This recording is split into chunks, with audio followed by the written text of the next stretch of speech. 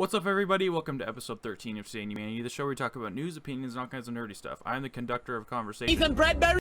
And this guest, long time, Kale Harris. Hello. How are you today? I'm doing good. Just eating a giant pile of orange chicken, so that's pretty good. That sounds That's my favorite delicious. food. I had some Blimpies after school. I forgot how good Blimpies is. I don't eat Subways or just subs in general all too often, but I don't think I've ever been to Blimpie. Maybe I have once before. It's so much better than Subway. Like, I love Subway, but Blimpie blows Subway out of the water. It's so What much makes them different?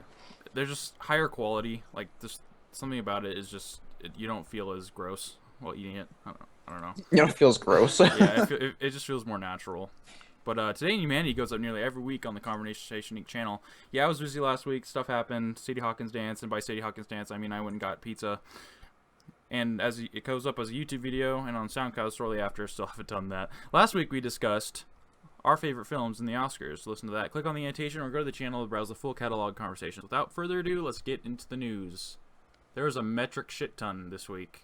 So I hoped you pack a lunch. Oh wait, you did. You have orange chicken. You're fine. Yep, I'm good. So Bernie Sanders won the Michigan primary. After really nothing more to say with that. And then he went on to have a debate with Clinton. She got destroyed. Not really much more to say about that. As far as the Florida primary though, Marco Rubio has dropped out after his horrific loss at the hands of Trump and even Kasich. He was warned by everyone around him to drop out before going in. And he didn't. He's like, all right, I'm going to invest even more money. I'm going to do this. And he got his ass handed to him. Well, he hasn't fully dropped out, but I mean, he's doing this pretty much the same thing as Carson did, which means, you know, he's going to drop out pretty soon, most likely. Everything I'm seeing seems to be saying he's dropped out, but yeah, maybe he's just postponing, but that usually always ends up meaning he's dropped out. They just don't want to make a public statement quite yet. Yeah, everyone around him told him, "Don't do this. You're gonna lose," and he didn't believe him, and then he lost, and now he's out. So Screw you! I do what I want. Yeah, basically. I bet he's regretting that now because I mean, these things are not cheap. Like every state they go to, they spend a exuberant amount of money. And speaking of Trump, there's been this recent movement on, like, especially Facebook, where they're comparing him to Hitler, and it's gotten a bit out of hand, but at the same time I see where they're coming from. There's a lot of posts like saying how Hitler basically, you know, started his career, you know, glorifying, you know, in his case Germany, and in Trump's case the United States, and how he's going to make it great again and all these things. And they're just drawing parallels between the two, but yet we're not going to have Trump murder millions of people, like, regardless if he gets in office or not. Well, the thing about Germany is, I mean, I don't think most people even knew that was happening, because even most of the soldiers, they alone weren't even part of the Nazi party, let alone Nazis. They were just soldiers who were drafted in because they were told to fight for the fatherland. And so, I mean, if I'm not saying Trump would do that, because I doubt he would. Yeah, that's not how that works. But that's just how it was when Hitler was doing his thing. Yeah, I mean, yeah, I don't like him, but I feel like this is a bit steep. Like, I feel like it's too early to compare him to one of the worst figures in history quite yet. I mean, as much as I don't like him, this is a bit steep. Yeah, it seems a little out of hand, because, I mean, maybe there's some aspects of him that are comparable, but I wouldn't say that it's close enough to really say that he's the same. I get where everyone's coming from, but at the same time, like, come on. Actually, where it's really telling is in his supporters, which all seem to be, like, neo-white supremacists. Not all, obviously, but there's a significant portion, especially in the southern states, that are rallying for him and that are very obviously anti-everybody else but the white man. Basically the type of people you'd expect. Yeah, it's not surprising whatsoever. But yeah, you see people carrying signs like "Make America White Again," and there's a picture that's been circulating online of, like, a middle-aged woman, like a late middle-aged woman, like, doing, like, a Nazi salute with a Trump T-shirt on. So I mean, I see where they're coming from, but I feel like it's too early to say as of now. We'll see. I'm curious to see how the rest of the primaries shake out, because I feel like we may have our candidates already in Clinton and Trump. And if that's the case, then I don't know if I'm voting, but we'll see. I don't know. I still think it's. I think it could still go either way with Bernie or Hillary. Yeah, Bernie's. I mean, he's got some ground to make up for, but it's still possible. Most of his voters seem to be millennial. Yeah. Anyway, but Well, they basically, essentially, most of what they hear is free college and give money to the poor. and legalizing pot. Oh, yeah, there too. Yeah, we'll see. If I was a betting man, I would say it's going to be Trump and Hillary in November. But I'd be really interested if either Cruz or Sanders can make up ground. Kasich is probably gonna fall out of here soon. All right, moving on. Kind of a sad story. So this is from NBC News. During the Iditarod sled dog race, some guy in a snowmobile, he was charged with reckless driving and endangerment. He attacked okay, so this person, two competitors were attacked by a snowmobiler driving all crazy. He was like trying to purposely hit the dogs. There was a quote: "He repeatedly attempted to harm her and the team. The dogs suffered non-life-threatening injuries, but they made multiple passes trying to hit as many of the animals as they could." And I was just reading this, I'm like, what kind of psycho? This is a bad comparison, but I'm getting a Happy Gilmore vibe from that. I mean, I guess, but come on, like, who in their right mind? Wait, there isn't anyone in the right mind who would do this. No. Just go up and down, like, making rounds, hitting dogs on a snowmobile. I don't really have much more to say about this besides it's just crazy. But God, I had to share it because I read it in shock. Like, here's a quote: "I stood there as my dog struggled in pain with broken limbs and throes of death for one of them." The suspect told a local station that he didn't intentionally attack the sled dog teams, but accidentally struck the mushers and their dogs after a night of drinking. So he was drunk and attacking sled dogs. I mean, maybe he was drunk and in his drunk mind he was doing it deliberately, but it can't be accidental because he made multiple passes, as you said, and so you don't accidentally pass in front of a racetrack. Must be hammered to make a full 180 and then go back and then another full 180. You can't defend that. So I'm sure he's gonna end up incarcerated for sure. Yeah. Let me see what's next. So B-52 bombers are being sent in to combat ISIS. These are like the black, like triangle-shaped stealth bombers. Have you seen these? Yeah. Yeah, they're saying that they're ready and able to launch and provide air support against the already insurmountable bombing strikes that we're launching. But yeah, they said it would replace the B-1 Lancer bombers that have been withdrawn after excessive use, so to speak. Kind of along those lines, the U.S. military has spotted one of the biggest, thickest, as this describes, strongholds in Iraq. This is a quote from CNN that, let me find it here. U.S. military intelligence has identified the corridor between Mosul and Tal Afar as the thickest, strongest stronghold of ISIS in Iraq. That zone is where the enemy is thickest, Colonel Steve Warren, chief spokesman of the coalition, told reporters Wednesday. So, I don't know if they launched the bombers in response to this find, because this story came out after, or it was just a coincidence, and they just didn't tell us, and they waited. But that's, I mean, as many hideouts as we find, the better, in my opinion. Yeah, but I mean, I feel like it's kind of the same story as bombing Iwo Jima with Yeah. battleships. You can bomb some as much as you want, but you're never going to be able to find all of them with just bombers. Well, and the Japanese like live in the ground Well, for they a did, lot of yeah, it. Yeah. but it's the same thing. Like ISIS, they're instead of living in the ground, they kind of live amongst the civilian population. They don't That's what's actively scary. show who they are. They're just like they could be just some random family dude hiding guns in his basement or whatever for Yeah. ISIS, or he's just in disguise and That's a scary. enforcing their religion or whatever Yeah. whatever they do. Yeah, that's what's scary about all the refugees. Like they've straight up said like we've put sleeper agents in as refugees and spread them around the globe basically to every country that would accept them. So, man, it's scary.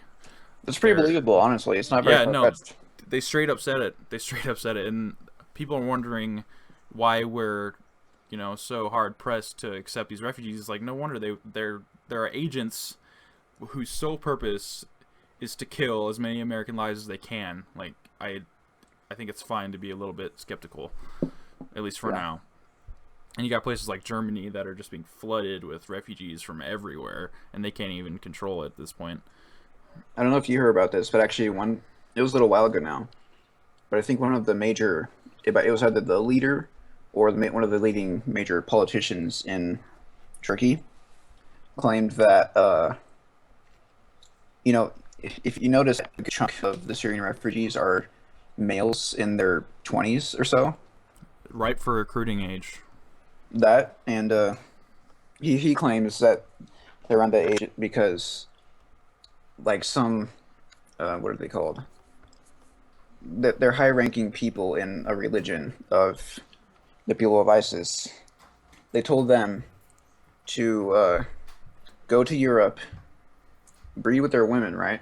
Yeah, spread. And then yeah, spread that and just take over with Islam that way, which sounds kind of ridiculous.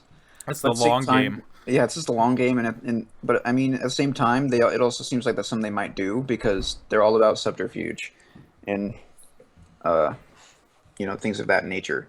Yeah. It doesn't sound like that's what they were doing. It sounds It's like a weird plan, but I wouldn't doubt if they actually did either. I wouldn't put it past them at all It because explains all the sexual assaults. I mean that's just part of how they operate is via sexual assault. But yeah, that's pretty frightening. Like that, just when it's like they hunker down, and just when they think like they're kind of withered out, we just see like a whole new like generation basically of Yeah. supporters. That's frightening. Here's something that's kind of equally or even more frightening. This is from CNN again. The U.S. military is spending millions of dollars to make cyborgs a reality. Listen to this. The U.S. military is spending millions on an advanced implant that would allow a human brain to communicate directly with computers. If it succeeds, cyborgs will be a reality. The Pentagon's research arm, DARPA, hopes the implant will allow humans to directly interface with computers, which would benefit people with visual disabilities, such as veterans injured in combat. The goal of the proposed implant is to open the channel between the human brain and modern electronics, according to DARPA. In January, DARPA announced plans to spend up to $62 million on the project, which is part of the Neural Engineering System Design Program. So what do you think of that?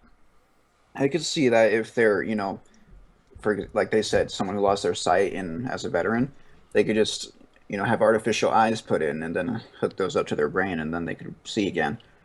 But as for if you're thinking in the, well, obviously the first thing that comes to mind, connecting your brain to an actual like computer sitting in front of you, like I have in front of me, then that would be kind of creepy for both the user and people who may be involved with that user, because that brings into mind like, well, what if there's some kind of, you know, I don't want to say mind control, but mind manipulation in some sort. Yeah.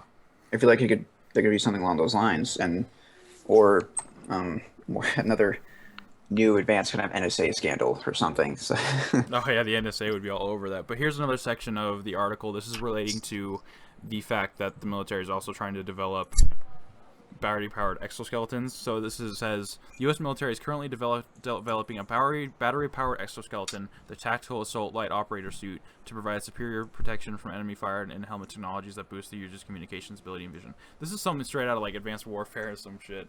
Like, I don't know. I feel like they're being developed in tandem so that they can be used together.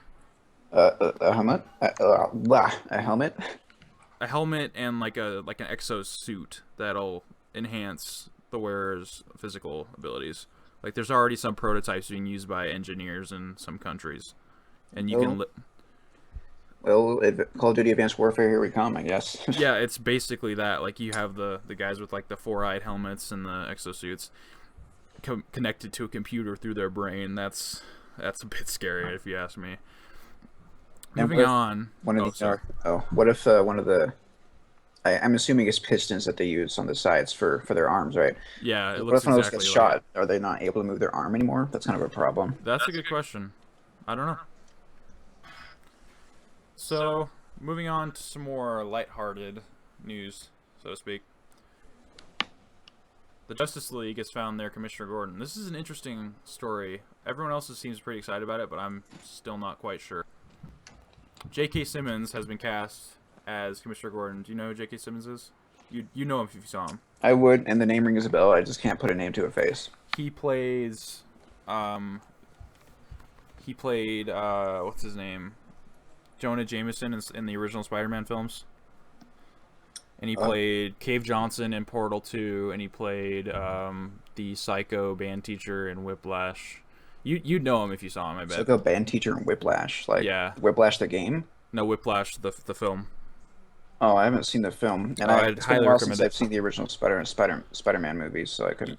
You'd know him if you saw him, but yeah, he got cast for Gordon, which I'd have to see him with a mustache and glasses on before I make my final judgment. But I'm sure he'll do fine. He's a great actor. Kind of going along with that, new Civil War trailer, Marvel's for Captain America came out showing Spider-Man, and his costume is pretty controversial. Which is kind of funny because they reintroduced Spider-Man and then Jonah Jameson leaves for DC. There's a bunch of memes like that, but yeah, he seems to be sporting a more classic costume with smaller eyes, which I'm okay with. Great trailer. I'd recommend it. Is that big?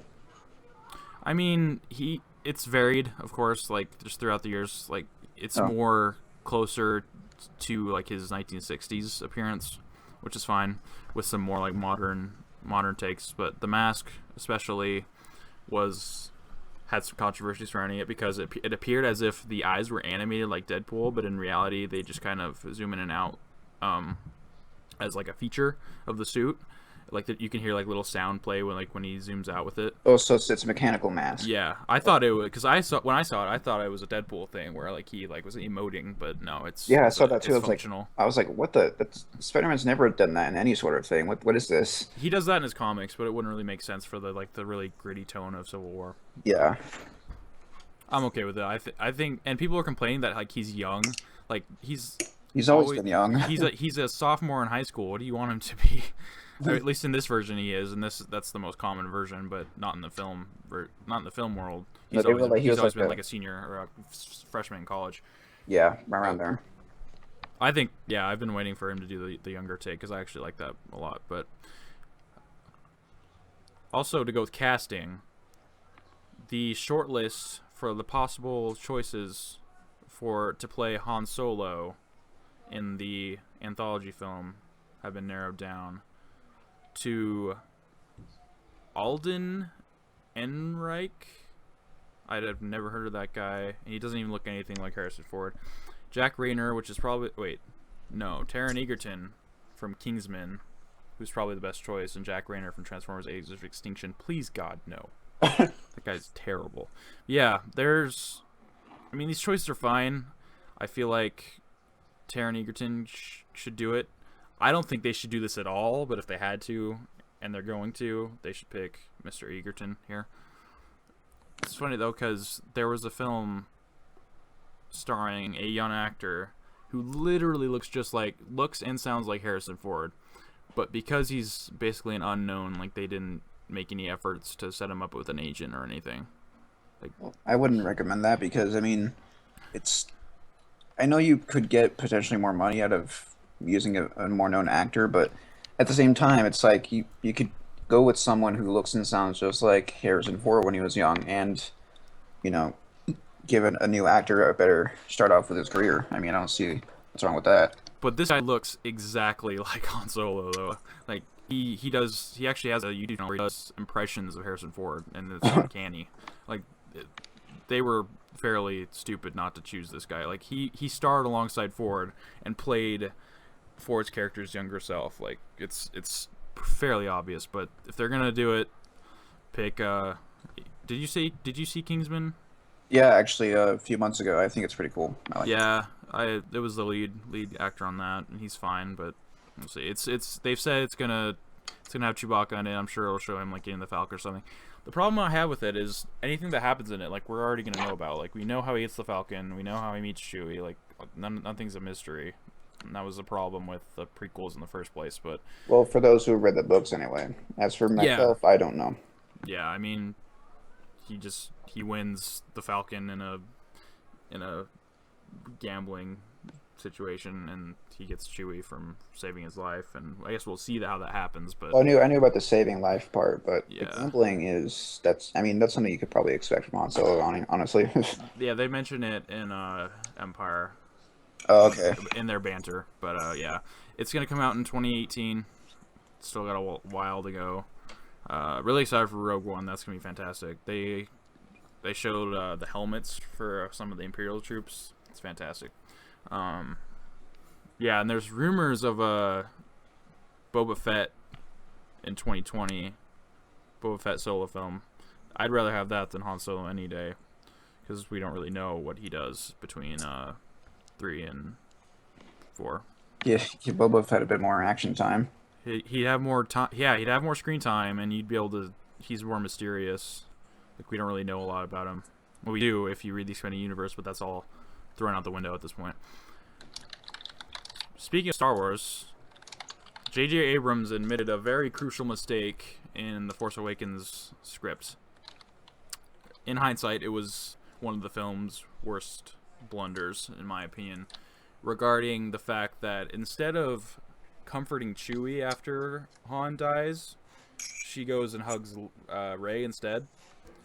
And he's saying how he regrets that decision wholeheartedly, and he wish he could have gone back and changed it. Yeah, that was kind of strange. Yeah, I'm gonna go hug this person I barely met, but not the Wookiee that's taking care of my son on numerous occasions. And giving a life debt to the guy who was basically my husband. Yeah, well, not only like that, but just his greatest friend. Yeah. But yeah, I mean it's good to see when directors admit when they make mistakes. Here's a funny one. Have you ever watched the show Pawn Stars, the masterpiece known as Pawn Stars? Yeah, I've seen it. I've seen a few of it when it was still kind of new, like maybe a couple years in running. Okay, well, the employee known as Chumley, he's the fat dude, Yep. was arrested during a police raid, and he's facing drug and weapon charges. Were they illegal weapons? Oh yeah, Okay. yeah, they're illegal weapons. Here, let me just read the quote. Austin Russell is his full name, better known as Chumley, has been arrested. Russell, 33 years old, has taken into custody on 19 gun and drug charges Wednesday and is held at the Clark County Detention Center for $62,000 bail. So yeah, he had methamphetamine, marijuana, and multiple illegal weapons. Good times. And there's been a petition to get him out, but they're not budging. 60,000 bail. You probably just walked in and be like, I can only give you 20,000. Yeah. let me call a guy. Yeah. Let me call a buddy of mine. So that's a good price or not, and then I'm gonna scam you. Yeah, that's Pawn Stars in a sentence. There you go. All right, now we're gonna move on to some gaming news, which is gonna be the majority of this show, just because of GDC and all that. So by the time this goes up, you will be able to purchase XCOM 2's first piece of DLC. Ooh. It is coming soon. Well, it's coming imminently. It'll be already here. But it's called Anarchy's Children. It'll come out on March 17th, so tomorrow when we're recording. And the article here says it has nothing to do with St. Patrick's Day for some reason. All right, so Anarchy's Children introduces more than 100 new soldier customization options, including more hairstyles, face paint, armor, decals, helmets, and masks, among other items. So, considering that you can get all this stuff on the workshop, I thought it might not be that worth it, but it's only $5, and for over 100 items, I think that's probably a fair deal. That's pretty extensive considering how much you can already do. Like, Yeah. it really improved the customization with just the vanilla game, and along with the workshop and now the stuff that they're adding, it's just you can pretty much do whatever you want with your characters now. That's pretty cool. Yeah. One thing that was severely lacking in Enemy Unknown is the character customization, as I am finding out. Even with the DLC, it wasn't very extensive. Yeah, but at least I could color my armor. Like, I just want to have my soldiers wear white armor so I can name them TK blank number. That's all I want. So yeah, you can buy the $20 reinforcement pack, which is basically the season pass, or just purchase it by itself for $5. And the first major expansion is going to be announced soon, and they're also thinking about bringing it to PlayStation 4 or Xbox One sometime in the future. But why would this is a very PC-centric game, and the mods seem to be a huge draw for it anyway. So, well, unless you're like you and I, and you don't have a computer that can support DirectX. Yeah, I'm glad it's there. If they make a port, I'm glad it exists for people. But one of the reasons I want it is for the mods. So I guess to each their own. This next one's really cool. Have you ever played Knights of the Old Republic? I don't know if I've asked you. I've not played it myself, but I watched my dad play it when he was into it a while ago, before, the game was fixed from being really broken. Like, he was playing while it was broken, and so that's what kind of, pushed him away from it. But, Are you thinking of the Old Republic? Oh, I might be.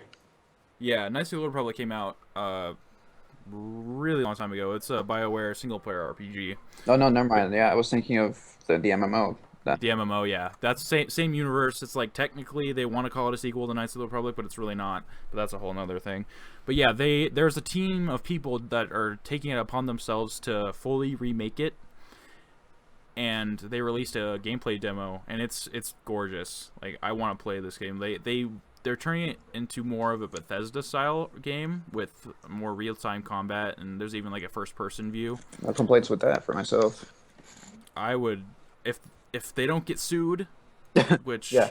which the recent Metal Gear Solid remake, they got sued. They were trying to remake Metal Gear Solid 1 on the Unreal Engine, and they got shut down. Even though initially Konami was like, yeah, you can do that. But and then they were like, you know what? No, we're just going to shut you down because screw you, right? Yeah. Fuck Konami. Yeah, they showed this gameplay reveal. It's in such an early state, like that there's not even a weapon present when they're firing against some Sith soldiers. It's just a character holding up his arm and shooting lasers out of his hand. No, it's just it's just like a blank screen with lasers like coming out of the center of the view. Yeah, it looks more like a Bethesda game, which I'm okay with. Some people are probably mad at this change, but it's a fan-made game. They can do whatever they want. But the environments look very authentic, but at the same time modernized. If this actually comes out, I'm going to be very surprised, and I'm gonna need a better rig to run it because there's no way I'm missing out on this. Yeah. Actually, no. Upon looking, there are hands shown. Oh, okay. It just looked like they were coming out of nowhere in the demo, but. Yeah, looking forward to it. These rarely succeed, so if this one does, that'll be fantastic. So, in what could possibly be a Telltale game that I buy at launch, Telltale's Batman game is going to get some more details with South by Southwest, which I believe is this weekend. Not much has been said besides the fact that it exists. But they say they want to, quote, dive deeper into the complex life and mind of Bruce Wayne, which I'm always down for. The thing I like about Batman is that he's as insane as everyone he's fighting. So, if they go into that with more detail in something that isn't a comic, I'll be happy. I actually noticed that because I started to check out their blog more recently mainly because I've been waiting for the last episode of Minecraft Story Mode to come out, which it still hasn't. There's 4 episodes out and 5 episodes in the season, and they're releasing a Walking Dead spin-off from their original Walking Dead series, and Michonne. yeah, Michonne, and then now they're releasing the Batman game, and that's cool. But there's still one more episode of regular story mode that they kind of need to get out there, which is it's been almost 3 months now since their last one came out, and so that's slightly frustrating and annoying. I feel like everything is incomplete, even though it's not. It was pretty summed up in the last one, but at the same time, it's like, well, there's still one more. Let's finish the season, get man. Come on. That's the problem with Telltale. Like, everyone says, like, they make too much stuff. Their engine is broken. Like, they need to... I wish they just worked on one thing, finished it, worked on the next thing, instead of, here's 5 projects we're making. We'll release them whenever we feel like it. Thank you for waiting. That's why I'm kind of worried about this, but their quality doesn't seem to be suffering any. Even though they're a small team and they got so many projects going, like, the level... I mean, they still review well. I'm curious to see how the Batman game does. Oh, they still take good care of their games and actually put thought and time into the design of the environments and the story and everything at hand. It's just Yeah, that they release all their things pretty slowly. yeah, it's a serious problem. There's a lot of people that have outright like boycotted them because they don't give secure release dates on their episodes, and I don't blame them. Like the only one I've really put any time into is Walking Dead, which I intend to finish as soon as I can, because it's still regarded as the best one, even though they made a lot after that. Yeah, if this turns out well, I'm probably gonna start Batman when that comes out. Also, some details on Gears of War 4, something I'm really excited for this year. So, they're making a few changes in the sense that, unlike Gears of War 3, they're making it so there's only 2-player co-op instead of 4-player, which is fine because I've never played Gears with more than another person anyway, so it doesn't really affect me. And the fact that the story takes place over a 24-hour period, which is pretty basic. I mean, the other ones take place over like a couple days anyway, so nothing really The whole thing of Gears of War managed. 4 is going to be just in 24 hours. Well, that's not saying it's going to be 24 hours long, but it's going to take place No, I mean over one day. that's what I'm saying. The game is only Yeah. taking place in one day. Yeah. That's interesting. So, among other details include the fact that the protagonist is Marcus Phoenix's son, which good luck living up to Marcus Phoenix. Yeah, 2-player co-op, and they want to go for a darker tone without being quite survival horror, but still a bit grittier and grounded. It was pretty gritty for its time, so yeah, it's it kind of what they got could do more now. bombastic. It got more bombastic as it went. Like, the first Gears is actually really dark and somber, and then it just kind of gets crazier and crazier as it goes, so I'm glad they're kind of dialing it back. It takes place 25 years after Gears of War 3. Oh, wow. And, yeah, so I'm looking forward to it. It looks great. They showed it at E3 last year, a little bit of gameplay. We don't really know who we're fighting since the Locusts are destroyed, but I'm sure they'll pull a Halo 4 and give us a new enemy to fight. Yeah. Were those, I mean, okay, with Halo 4, though, were, I'm pulling blanks today, dude. Prometheans? Prometheans, yes. Yes. Were they in the lore at all before Halo 4 came around? No, they just shoved them in there. So they basically just kind of pulled something out of thin air. Like, here you go, here's some enemies. Yeah, here's a thing that we, for the sake of the lore, say they existed for a long time, but they really didn't because Bungie never made it, so it's fine. I mean, they expanded on them, at least gameplay-wise, in Halo 5. Like, all of the crappy Promethean weapons that were terrible in 4 were really, really satisfying in 5. But again, they're still just there as an enemy to replace the Flood at the end of the day. But I'm really interested to see what Gears does. Here's a kind of interesting story. Following a child sex conviction, Adam Johnson, who's a soccer player, as we say in the United States of Americas, has been purged from FIFA 16. So he got in a scandal involving a teenager, and as such, got kicked out of the game, naturally. Even though in Europe, the age of consent is like 15. Anyway, but That's okay. yeah, he's sentenced to 5 years in prison with could possibly go up to 10 years. Actually, it's 16. Never mind. Excuse me. That's why it's a year under. Okay. It's just situations like that. It's kind of it's like borderline messed up in the head kind of thing. It is messed up. He's 28. But no, he's 20. Oh, he's 28. Okay, Yeah. he was a lot older than I expected. In that case, He yeah, could have anyone he wants. He's a famous football player. He could probably get anyone he wants. yeah, And yet he goes for a 15-year-old. yeah. Okay, I thought he was more like early 20s. No. That's when it's like in a gray area for me. It's like, well, I don't know. It doesn't feel right. Yeah, I can see that. Here's another downer. So, one of the devs that worked on Middle Earth: Shadow of Mordor passed away from cancer. His name was Michael Forgy.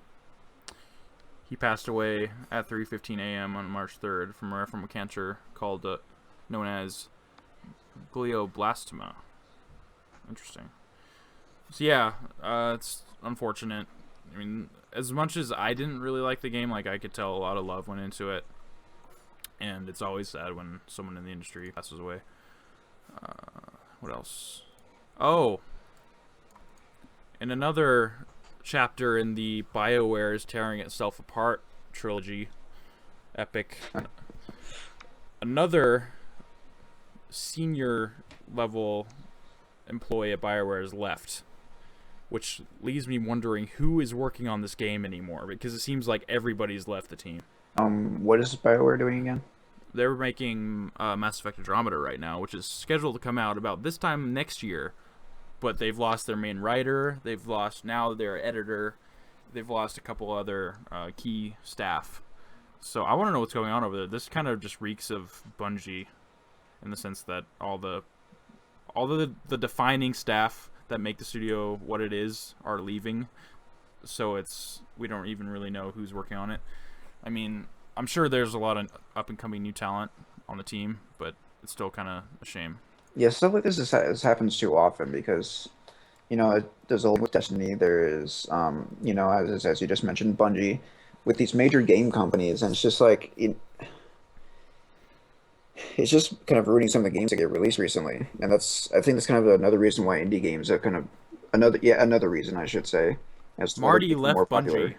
Yeah, Marty left Bungie, and now he's on an indie team. He's gonna make music for an indie team. Oh. Like that's pretty telling. Like the CEO of Bungie left, Marty left, a couple other people left, like the writers left. Like it's like it's not even the same team anymore. So like the team that I had so much respect for is kind of disbanded at this point. At least the key members. So it's like BioWare and Bungie are like my two favorite studios, and now they're barely like the people that I liked about him are gone. So it's like I don't know if my opinion of them is quite the same. Like let's say when Todd Howard leaves Bethesda, like it's gonna be weird. I think it'd be pretty horrible, actually. It'd be devastating. Like also I think it's due to the rise of like publishers just biting down on these studios, like in Bungie's case Activision, and just the corporate overlords. I feel like has some kind of role to play in the creative side leaving. Like why would you want to be watched over and controlled when you can go somewhere else where you have full freedom Over your creations and all that? Yeah. So I mean, it's a good thing Bungie is kind of their own publisher then. no, they're under Activision. Oh, they are? Yeah, they're Activision's slave. I would not have expected that. Yeah, no, they were gonna be a self-publisher, and then with help from Sony, and then that's when you had the Masterpiece version of Destiny, and then they got bought out by Activision, so they now belong to evil overlord Activision, and that has made the product that we have seen today. Same with BioWare, like they're under EA, which before they were under EA, they were master classes of the RPG, and now they're slowly being whittled away into a fragment of their former self. Speaking of Bethesda, though, Fallout 4's Dogmeat wins award for Best Dog in the CW's World Dog Awards. I didn't even know this was a thing until they asked me to vote in it. And I actually voted for D-Dog because D-Dog outclasses dog meat in every way. But Honestly, dog meat wasn't very interesting in Fallout 4. He just kind of no, he wasn't really much. They had a big emphasis on him in all of their trailers and announcements, but even then, it's like I wasn't very much interested in having him around. It's just I mean, dog meat's fine. I like having him there, but I never have him with me. He's always just hanging out at the castle. yeah, But something like that.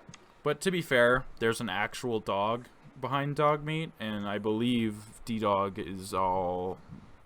Wait, is D-Dog motion captured? I I don't know. couldn't tell you. I mean, I'd I say only he see. was, considering how smooth his animations are. Yeah, I don't know if they got like actual wolf to do the motion capture. That's a good point. Maybe not a wolf, but some kind of bigger dog, and then they added the fluffiness of a wolf afterwards. Metal Gear. Because you can reskin D-Dog too to look like a different type of. Yeah, he's a foxhound for me, which is perfect.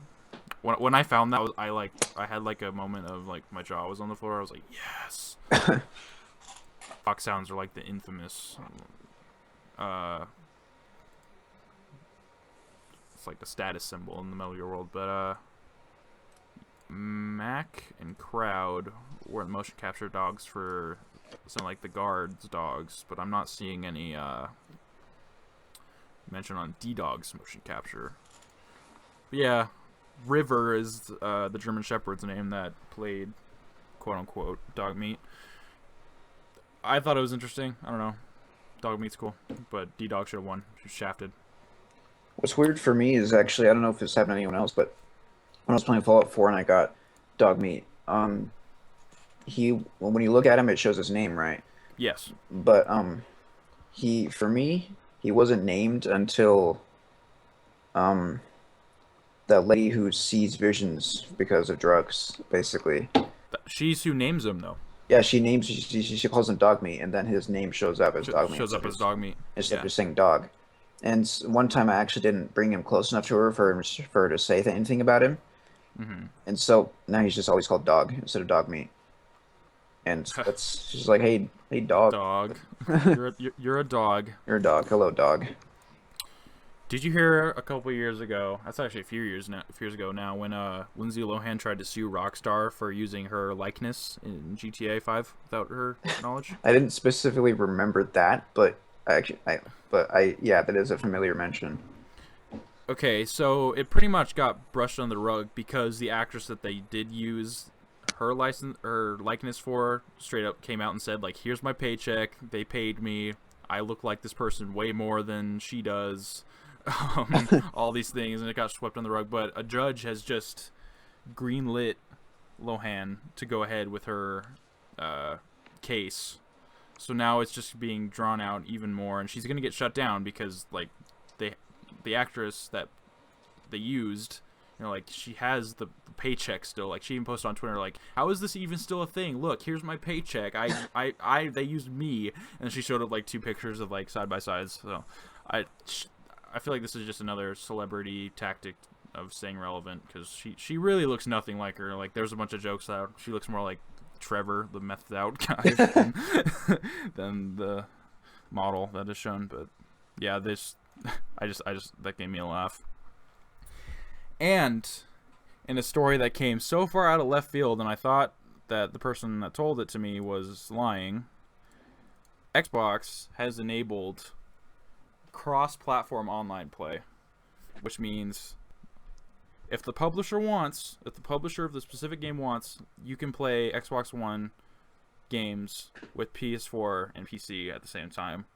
Oh, and PS4. Yeah. Because, I mean, I know PlayStation already did that with some computer games, but not to Xbox. So that's really crazy, actually. Yeah, Xbox seems to be the king of pro-consumer moves this generation. Like, they started off at such a bad note, like they had to make up ground somehow. And Phil Spencer really seems to be doing a great job as head of Xbox after the other terrible person left. But yeah, and Sony responded like, well, we're open to conversations, but we've been doing this since like 2002, and the game that they were referring to was Final Fantasy XI, which everyone hated, which had cross-platform play. Oh. So I mean, and they made it so you can choose whether or not you want to play with other consoles or just leave it with Xbox One people or players. So basically, would that make it, for example, Black Ops 3, suddenly people would be able to play in servers where people with PS4s are playing? Potentially, I mean, as long as Activision allows it, there is the architecture there, yes. And Okay. the first game that will support this functionality is Rocket League, which the Xbox One version just barely came out, so that'll be cool. So now you'll have an ecosystem of all of the players playing together, which it's really cool. I feel like it's about time. For some games, it's honestly for some games it's kind of needed because it's the type of game that need a lot of players in one game to work. If Yeah, you remember Mag, I never played it, but I understand what it is. Yes, yeah, that would have been big. really great for it when it was at its prime. Just have even more players in matches and more diversity of matches. And yeah, I mean that game was really fun. I kind of wish I played it more, but at the same time it kind of crashed and burned because they never really did anything new with the game after a bit. Didn't that come out at like the time when PS3 was still struggling too? I think so. Yeah, I remember that being pretty old still, Yeah, it was and it was it was old. It's kind of old now, but and the old PSN was just terrible. yeah. So it was kind of a recipe for disaster. But also just all the imbalances in the game as well. Oh, okay. Because basically, you start off, you play as one of three factions. You make a character like that, and it's just a generic world. There's no story to it. I mean, the game itself is actually an acronym for Massive Action Game, which when I found that out was actually kind of disappointing because I thought just MAG sounded cooler because like short for magazine. Massive action game, generic. Yeah, and so Yeah. there's three generic factions. One is like some forest-based dudes up in the northern Americas, and then there's one that was kind of based around Asia, and then a third that was, I think, based around South America, something like that. Mm. And basically, the dudes around the Asia region, their maps were always great for defending on because basically what you did is the factions would attack each other, and who was attacking or defending, you would play on maps from that continent. And the dudes from Asia, their maps were always the greatest for defending because like there's different platforms and pipes you can stand on to shoot at people from above. There's turret emplacements and great spots. Just a majority of different things that made them almost impossible to penetrate. And then you go to the Ravens. I remember their name now. The Ravens, who were That's South, so generic. I love it. the South American dudes. They they could never defend their stuff. It was just horrible. The maps were always easy to punch right through. You play on there, it's like, oh yeah, we're gonna win because we're attacking. It's like, oh, we're attacking the Ravens. This is a Well, lucky we day. got this in the bag. You just go right into the center of their base from all four sides and just take them out. And then the Woodland guys, they were the happy medium. Just attacking them. It's like it could go either way.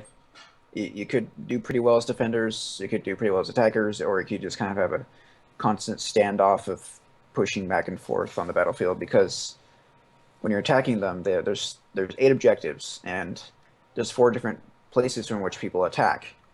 And when you come in, you're assigned to a certain side of the map, and you all just assault in on from all four sides, and you only attack the two objectives that your side was assigned to. If you try to attack the other ones, you can, but you won't contribute to actually capturing it once you get to the middle.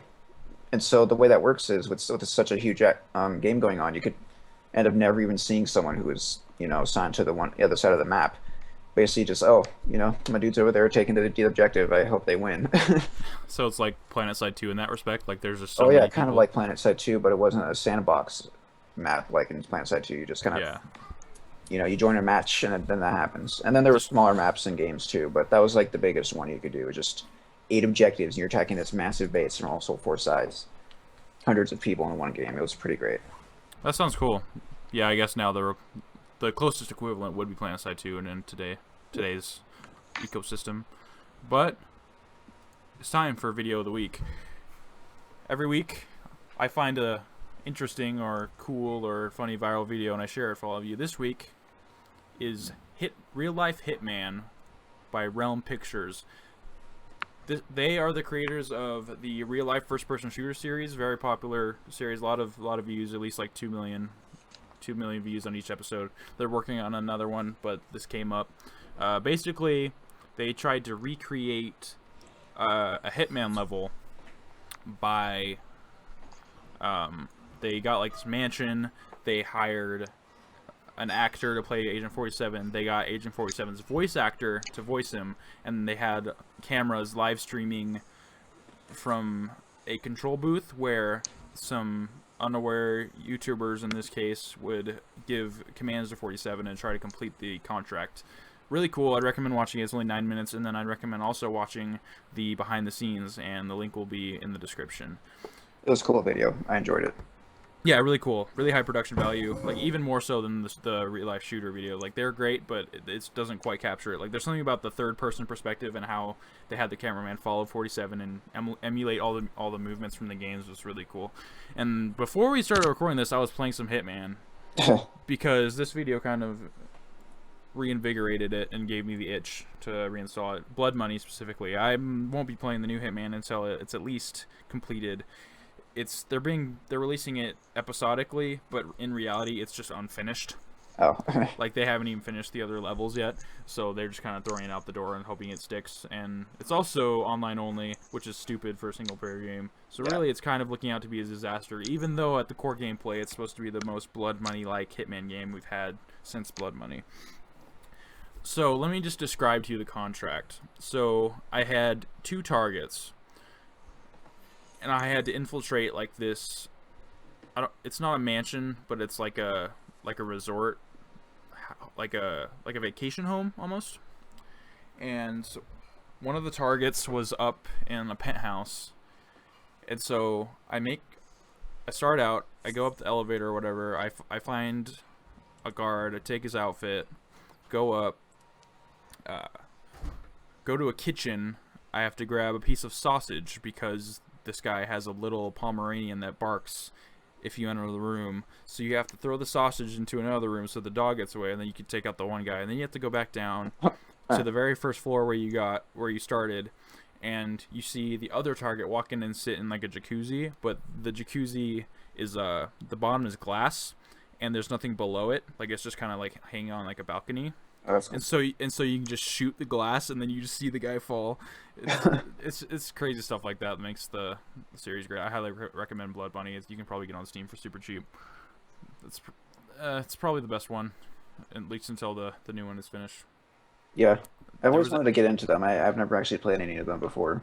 It's like a puzzle game, but the puzzles are how do you murder this person in the most creative way possible. In the most creative way possible. Like, some of the later levels, like, I couldn't figure out, which is why I actually uninstalled it, because I was like, how in the world do you do this? In particular, is a level where you're on it's like a ferry, like in New Orleans, and you're going along the river, and you have to take out like a gang boss and like 6 of his guards. And I was playing on the highest difficulty, which I recommend doing, because it basically means if you get caught, you're dead. Oh, yeah. So you have to take out these 6 people, and you can't really get up there without starting a fight. So I just was trying to find ways to do it without having to start a fight, and then it just got frustrating. But I'm getting back into it. It's really creative. Like, some of the things I'll need a tutorial or a walkthrough, and they'll give me a solution that I hadn't even thought of. Like, that hadn't even crossed my mind for a second. So they're really, really creatively designed. But anyway, it's time for topic of the show. Actually, this week, could you take a timestamp? I need to use the bathroom real quick. Yeah. I actually found a picture that was kind of funny. It's Dominic, like, it's on iFunny. It's a picture of Domino's Pizza Ethiopia, their Twitter account. Yeah. And they said, due to the increased attacks from Somali pirates, we are being forced to separate our working staff in half so that one half can fight the pirates and the other half can cook. What? We are sorry for any inconveniences that this may cause. And in parentheses, our head cook, Bagwandi, returning fire on the pirates. Proud of you, Bagwandi. And blows just a picture of like an African dude holding an AK sideways and shooting at some unknown target. That's amazing. I mean, I'm sorry, but that's it's a bad situation, but that's kind of hilarious. You can't deny. Not for them. I mean, I don't know if Domino's Pizza Ethiopia is a real thing, but you know. I wouldn't. It's probably satire because that's just too ridiculous to be real. But if it is real, bravo. It's about Ethiopia. It's fantastic. Domino's. Or Domino's, whatever. Yeah. What are your stances on virtual reality? Virtual reality. What are your stances on virtual reality? It will not. It'll definitely go somewhere, but it will not be universal in the way of, everyone's going to use it for every game because it's doesn't really work for a third person game, It doesn't. No. or a game like Helldivers or something where it's top down view. And so, I mean, but for games like, fighter games like in a Elite Dangerous, that's where it's been used a lot, or even No Man's Sky, or I think I even saw it used in Minecraft once. Games like that, first person games, it'd be pretty cool to use that. Yeah, I've used a fairly outdated, I think it was a DK2 Oculus dev kit at a college thing, and even just that really low res deck demo that I played, it's really cool. Like it's something you can't really do it justice by explaining it. Like it's something you have to try to fully understand. And I wanted to talk about this because GDC is happening, and Sony announced that PlayStation VR is going to be $400, which is half the price of HTC and Valve's HTC Vive, which will go for retail for $800, and then the Oculus is $600, which people were really surprised how expensive this was, and I don't see how, because it's a new technology and it's going to be expensive for early adopters, but at the same time it's going to need early adopters to get off the ground. Just like computers at first, Yeah. personal computers, I should say. Yeah, so PlayStation VR, it actually sounds pretty cool. Like what you were saying with you're not going to use it for every game. Yeah, it's true, but they've implemented a feature where you can basically use it as a second screen. It's called cinematic mode. So you can basically just play a game through the headset. So you just basically have a big screen in front of you, which I think would even be worth it. I mean, imagine playing something like No Man's Sky, but just your entire vision is the game. Not even necessarily with the head movement, just the vision aspect Well, I only. mean, it depends on how much of the game is actually in your vision. Because if you want HUD, for example, having that in the lower right corner of your eye won't be very convenient. Yeah, I mean there are obviously going to be problems, but just it'll. I can see it being just like as if like a phone was like right in front of you.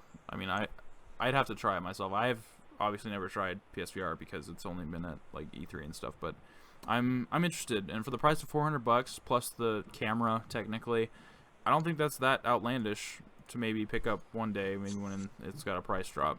So you said you tried that early dev kit of the Oculus, right? Oculus, yes, and there was And only. so one thing I've always wondered personally is the screen right in your eyes. Is there some kind of way of protecting your eyes from that? I mean, I is it really bright, or how does that work? um the main problem is motion sickness. Like if you get motion sick by first person like games usually, um, then it's a problem. But I felt a little nauseous at first, but I got over it in like a few seconds.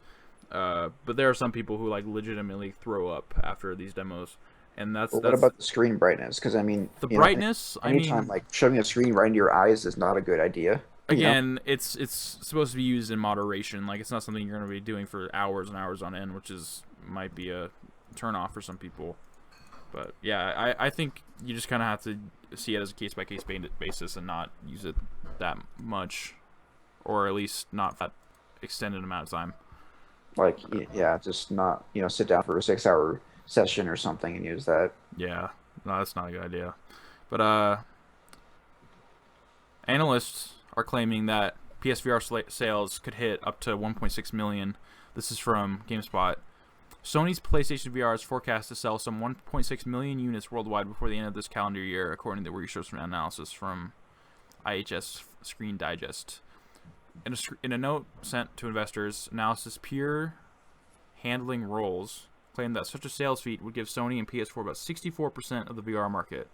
It's also another thing, is that Sony has eclipsed the market in terms of the PC. Like there's way more PS4s out there than there are hardcore PC players, and so I feel like that'll be a part of their success, even though they've straight up admitted that Oculus is obviously superior because a PC is obviously superior. But to be able to get it in their hands, into people's hands that might not invest in a PC, might be very beneficial as far as sales later on. I'd probably go for it if once it gets to a cheaper price. Like Yeah, maybe $100 might be a little bit of a stretch, but that's far down the line. Obviously, when it gets to $100, but yeah. a little bit, maybe like $80 or something. That seems like a reasonable price to me. For the technology at this point, I mean, ideally, yeah, it should be that much, but they've said, like, Oculus has said that they're actually losing money because they've lowered the price to a point that's more consumer friendly, even though $800 or $600 is still really steep. That being said, they're selling to a crowd that can afford it, the people with just beast rigs, because that's what you need to run Oculus, and especially Vive. Vive is actually really cool because it uses the room that you're in. Like, it sets up different cameras. It's not just the headset; it's a whole setup. I'd go look up some demos for it. It's pretty Is that cool. like an augmented reality kind of experience? No, it's not like the Microsoft HoloLens, but it uses your space to its advantage, I could say. But you're still seeing things through the headset. And So does it kind of look at so you can see through it still then? no, it from what I understand, it uses the space around you to kind of, I don't want to say control the game environment, but there are tech demos where you can like walk around a space, like actually walking. Oh, that's what you mean. Okay. Yeah. It was kind of hard to explain because it's not like that for every game, but for some games, like there's a Portal tech demo where you can walk around with it. Valve is in charge of is going to make a few like little tech demo type things. Like they're making a little mini Portal game, even though it's not even really about using portals, but it's in Aperture. You're seeing Aperture through VR. Oh, it looks cool. But if I had to pick, I'd probably go with Oculus since I don't really feel like setting up a bunch of cameras in my room. But at the same time, I don't have a beast PC, and I didn't intend on being an early adopter anyway, simply because of the price. I'd love to down the line, but then again, like you said, it's not going to work for every game, and it shouldn't really. I mean, I would still want to use a controller and a TV, even years down the line. Like, I think it's not going to fully take over games, but it's going to be a section of games. So almost kind of like how professional fighting game, like they use like their own like custom controllers, and that's like a whole different way to play.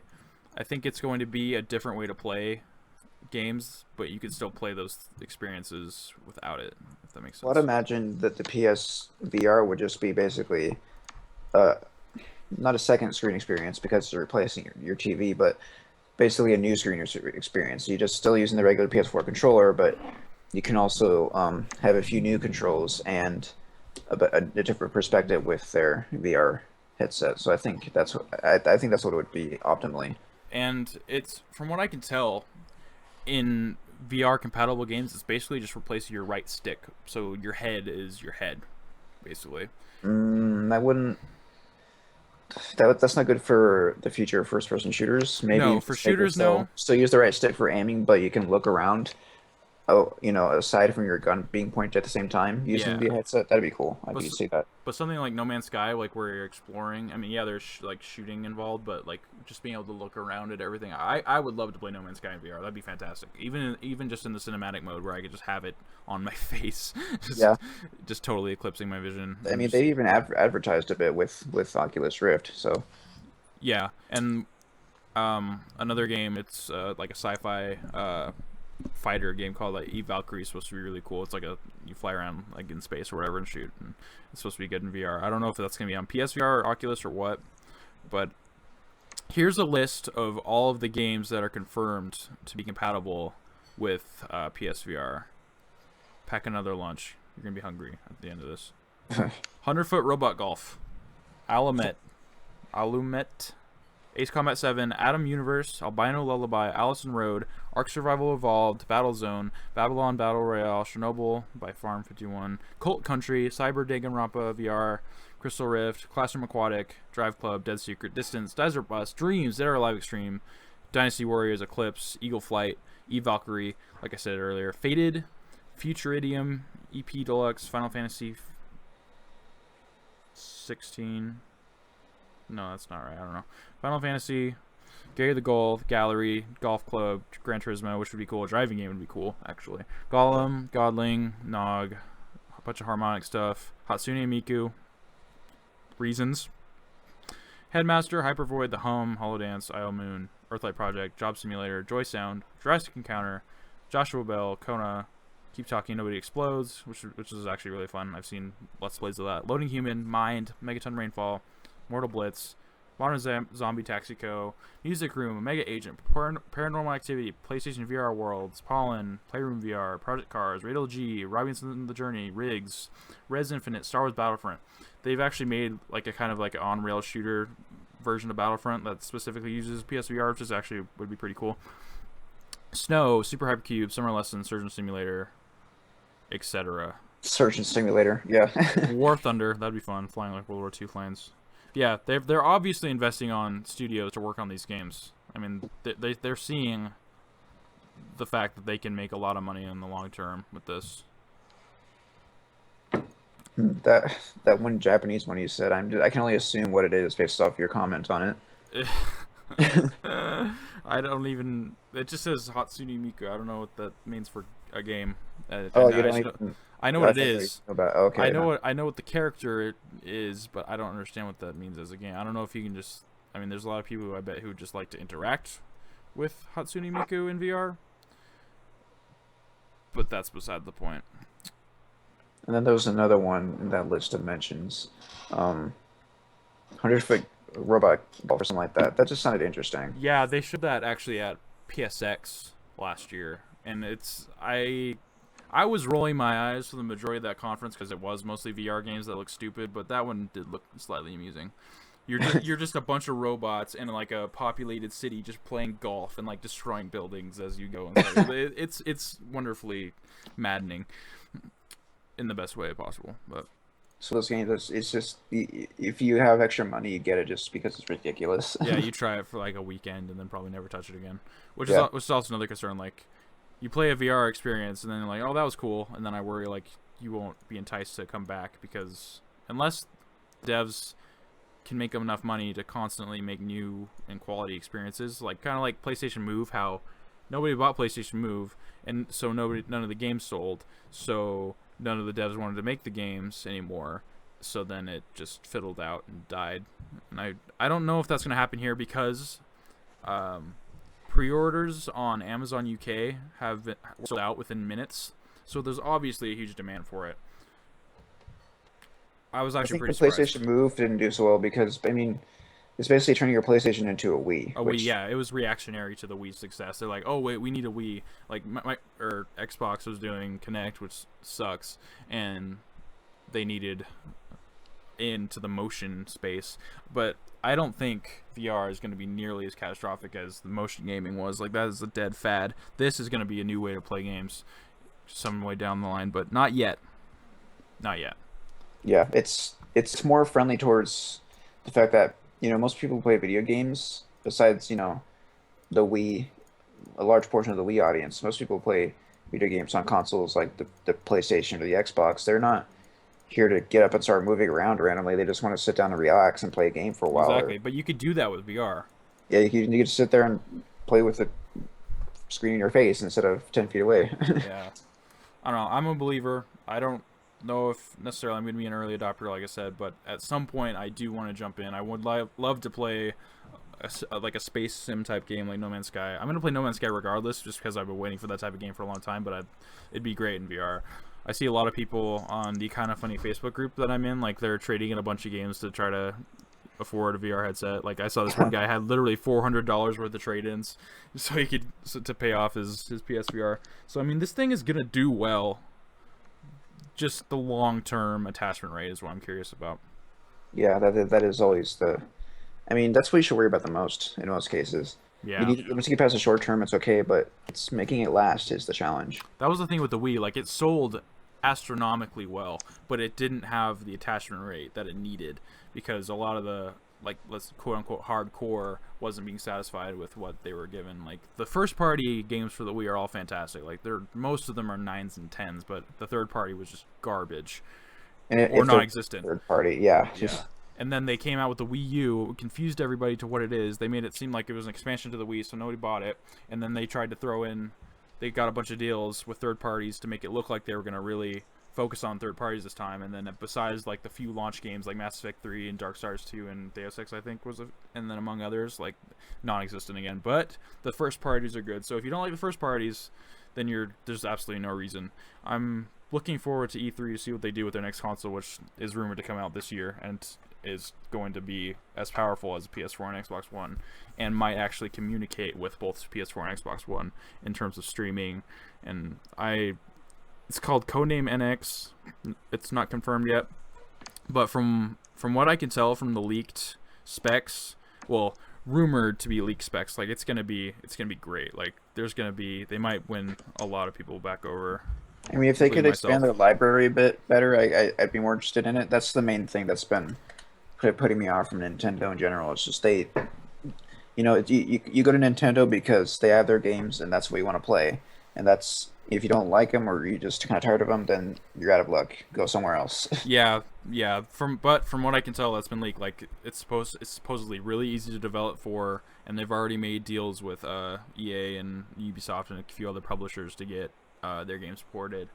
So if all these things are true, like it's gonna be a success. But we'll see if they're all true. There probably won't be, and will probably be just a steaming pile of crap. But I'm holding on. But it's time for Subreddit Simulator Comment of the Week. Every week I go to r/subreddit simulator and find an amazing comment to share on the show. This week's comment is... Are you ready for this one? I'm not sure actually. They always take me by surprise. However, oh, ethnic minorities had a really bad reputation for Weimer's system of proportional representation, and the fact that there was a critical geographical feature in play: the English Channel. Okay. Aiding Hitler at the border, but I can't figure out how to convey that in your comment here. In it, he had a long history as a second major front, as well as other questions. And that was Subreddit Simulator Comment of the Week. I feel like that's just one of those bots that tries to sound like one of those people who always think they know what they're talking about, but in the end it's just like, no, you just sound ridiculous. Please it's stop. Absolutely ridiculous. Like aiding Hitler at the border. The English Channel, you know. There's like a dash. It's like the English Channel. The English Channel. And it's not. Yeah. Yeah. It's just nonsense. I have more to share, and I will. Didn't you have one on your Skype thing recently? No, that was just for myself. What, more of your late night rantings? Yes. What was it? It was like, what was it? I can't remember what it says now. It was genius. I could probably just click on it through here. And by genius, I mean it was absolutely manic. That's your recent one. Where did it? It usually shows all of your. Oh no, it's right here. Why is it that when you need a draft, you end up with carrot cake? Oh yes. Yeah. Of course. It's the question we all should be asking ourselves every day. And that's just from you. It's not from a bot. No, okay. I was just like, I had this picture, and I needed a really random comment to go with it, and I felt like that did the job. This has been episode 13 of Day in Humanity. If you enjoyed yourself, be sure to give a like. Remember to go to Conversation Eek next week for another episode. I would like to thank my guest, Kayla Harris. It's been a good talk. I enjoyed myself. VR, the future. The future of gaming. And medical. There's a lot of medical uses for it too, like practicing surgery and even like flight simulation for pilots. Like it's even if it doesn't take off in gaming, it might actually take off more in the practical sense. Yeah, like that, get some uses in fields that merit more use to humankind. And that's fine. Like Facebook owns Oculus, so they're obviously interested in more than just gaming. But anyway, thank you for your time. Appreciate it. and I'll talk to you all next week. Goodbye.